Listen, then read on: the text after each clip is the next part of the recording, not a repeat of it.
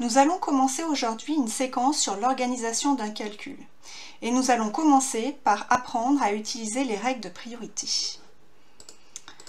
Donc, comment utiliser les règles de priorité? Dans une suite de calculs, on va d'abord effectuer les calculs qui sont entre parenthèses, s'il y en a, et on commence toujours par les parenthèses les plus intérieures.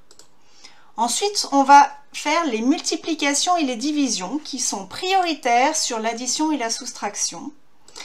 Et s'il n'y a pas de parenthèse ni de calcul prioritaire, dans ce cas-là, on effectue les calculs dans l'ordre, c'est-à-dire de gauche à droite.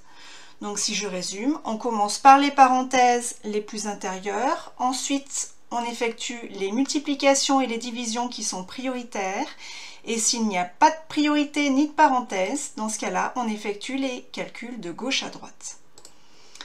Alors concrètement, qu'est-ce que cela donne dans les exemples? Premier exemple, lorsque j'ai 5 moins 3 plus 7 moins 4. Donc ici, il n'y a pas de parenthèse, il n'y a pas de calcul prioritaire puisqu'il n'y a pas de multiplication ou de division. Donc on va effectuer les calculs dans l'ordre de gauche à droite. Donc on commence par la soustraction, 5 moins 3 qui fait 2, 2 plus 7 moins 4. Donc je dois tout réécrire le calcul dans l'ordre. Et ensuite, maintenant, 2 plus 7 qui fait 9. Donc j'écris à nouveau 9 moins 4. Et enfin, 9 moins 4 qui fait 5. Deuxième exemple, 2 plus 3 fois 4. Donc ici, la multiplication est prioritaire sur l'addition. Donc on va commencer par la multiplication, 3 fois 4.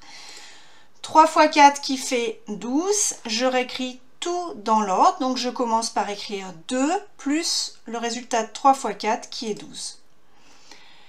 Maintenant, 2 plus 12 qui fait 14 et le calcul est terminé. Troisième exemple, entre parenthèses, 13 plus 3, le tout divisé par 4. Alors, on va commencer cette fois-ci par les calculs qui sont entre parenthèses, ici l'addition. Donc, 13 plus 3 qui fait 16, 16 divisé par 4 qui fait 4. Exemple suivant, 2 plus 7 sur 3. Alors ici, on a une fraction. Tout ce qui est au numérateur ou au dénominateur d'une fraction est considéré comme une expression qui est entre parenthèses. Donc j'aurais très bien pu écrire entre parenthèses 2 plus 7, le tout divisé par 3. Donc le calcul prioritaire, c'est le calcul qui est entre parenthèses, à savoir 2 plus 7. 2 plus 7 qui fait 9, je réécris tout dans l'ordre, ce qui me donne 9 divisé par 3, et 9 divisé par 3 qui fait 3. Exemple suivant, 5 fois entre parenthèses 8 moins 6 divisé par 2. Alors, ici, je vais commencer par les calculs qui sont entre parenthèses.